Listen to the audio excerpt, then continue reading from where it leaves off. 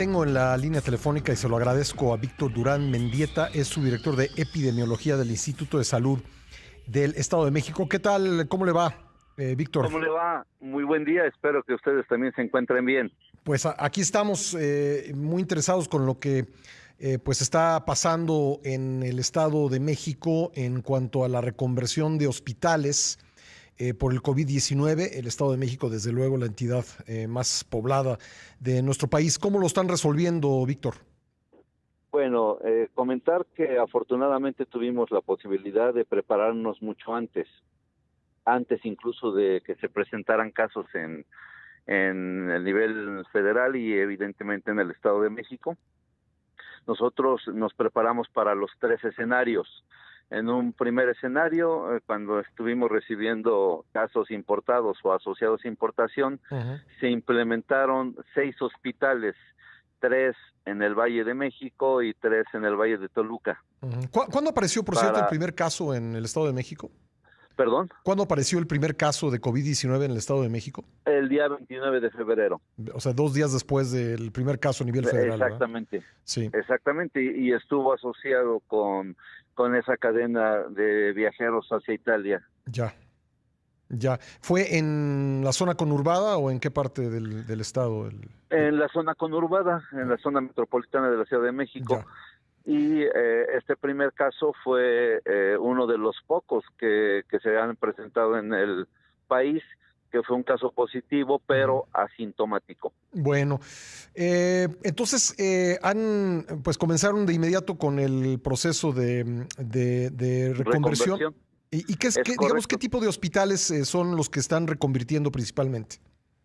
Bien, en ese sentido empezamos, como le comentaba, con 6 hospitales y en esta segunda etapa se están sumando 19 más para llegar a un total de 25. Sí. 25 hospitales que son entre hospitales generales y algunos municipales, es decir, de 18, de 30 camas, Sí. pero que tienen las condiciones para poder atender a los pacientes que requieran incluso eventualmente terapia intensiva, medicina interna, apoyo ventilatorio. Sí. Y en esta situación pues ya estamos nosotros en esta etapa. Gradualmente iremos cambiando nosotros la posibilidad de estar atendiendo pacientes que no sean COVID, para poder en algún momento ocupar en su totalidad estos 25 hospitales exclusivamente para pacientes que sean positivos a COVID. ¿Estos 25 hospitales están dedicados exclusivamente al tema COVID?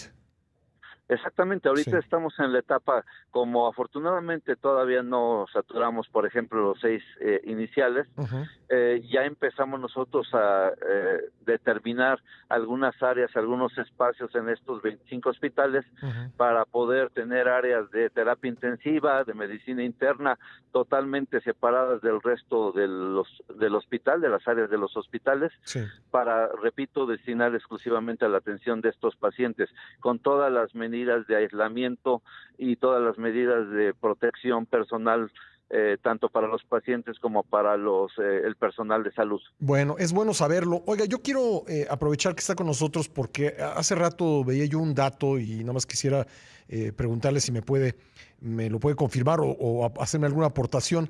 Es verdad que hay un hospital yo lo desconozco, por eso le pregunto, un hospital del IMSS, un hospital federal del IMSS en Tlalnepantla donde hay un brote de COVID, ¿o no es cierta esa información? No lo tenemos. Nosotros tenemos hasta el día de ayer 320 pacientes positivos confirmados en todo el Estado de México, pero así como brotes no hemos identificado alguno en particular, algo así como sucedió, por ejemplo, en Monclova. Exactamente, es un caso así. Es decir, no hay un brote entre personal médico de un hospital del IMSS en Tlalnepantla en esas condiciones. En este momento no lo tenemos identificado y vaya que tenemos coordinación cotidianamente con todas las instituciones, tanto públicas como privadas, para identificar primero la ocurrencia de casos entre la población y evidentemente entre el personal que también está en riesgo, como es el personal de salud. Bueno, una última pregunta. ¿Qué reto implica pues la colindancia con la Ciudad de México, que es pues el lugar con mayor número de casos en el país? Bueno, aquí es evidente que no solamente para esta pandemia, cualquier contingencia en salud pública que se presente históricamente, siempre la zona metropolitana del Valle de México será un foco de riesgo, un foco de estar siendo seguido puntualmente por todas las instancias de salud, porque estamos habitando en esta zona metropolitana prácticamente 1 de cada 5 mexicanos. Sí, pues sí. Pues doctor, qué amable, le agradezco mucho que haya estado con nosotros esta mañana. Muchas gracias a ustedes, y ustedes son unos aliados muy, muy importantes, y aprovecho para decirles, seguiremos insistiendo. La parte importante empieza mañana, los días de asueto para Semana Santa, que habitualmente eran considerados para vacacionar, para estar distrayéndose. En este momento no es el caso. No son vacaciones, no son días de asueto, hay que quedarse en casa. Los que deban y los que puedan, quédense en casa. Esto nos ayudará mucho. Le agradezco mucho, Víctor, muy amable. Igualmente, excelente día. Gracias. Bueno, ahí está Víctor Durán Mendieta, el subdirector de epidemiología del Instituto de Salud del Estado de México, el ISEM.